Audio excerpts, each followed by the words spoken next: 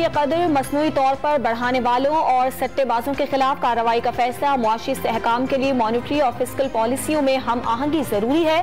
वजीर खजाना इसहाक डार की गवर्नर स्टेट बैंक से गुफ्तगू।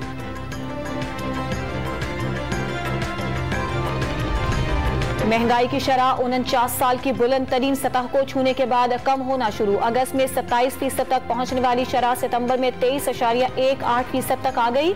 शहरी इलाकों में महंगाई 2.1 और देही इलाकों में 1.15% कम हुई।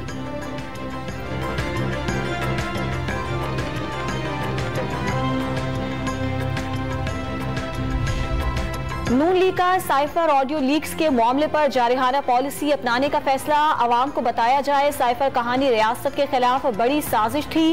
हुकूमती और पार्टी सतह पर वाज़े मौक़िफ़ अपनाया जाए। लीगी क़यादत ने हिदायत जारी कर दी। वज़ीर ख़जाना इसहाक डार और मरियम नवाज 1 घंटे बाद अहम प्रेस कॉन्फ्रेंस भी करेंगे। हुकूमत ने वजीर आजम हाउस से साइफर खुद गायब कर दिया। डिप्लोमेटिक साइफर पब्लिक करने के मुतालबे के बाद गायब हुआ। PTI रहनुमा शीरी मजारी का दावा। हम्माद अजहर ने मुल्की मईशत की तबाही की जिम्मेदारी PTI हुकूमत पर डालना गलत करार दे दिया।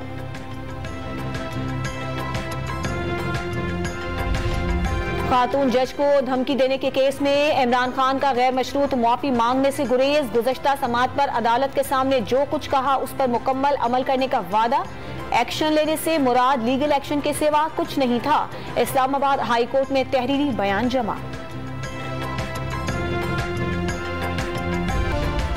इस्लामाबाद में धरना बरदार किसानों से मुज़ाकरात करने वाली हुकूमती टीम छुट्टी पर चली गई।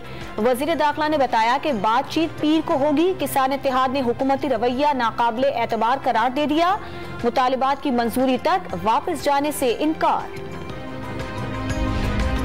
और बलूचिस्तान यूनिवर्सिटी में एंट्री टेस्ट का तरीका तब्दील करने के खिलाफ तलबा का एहतजाज जारी।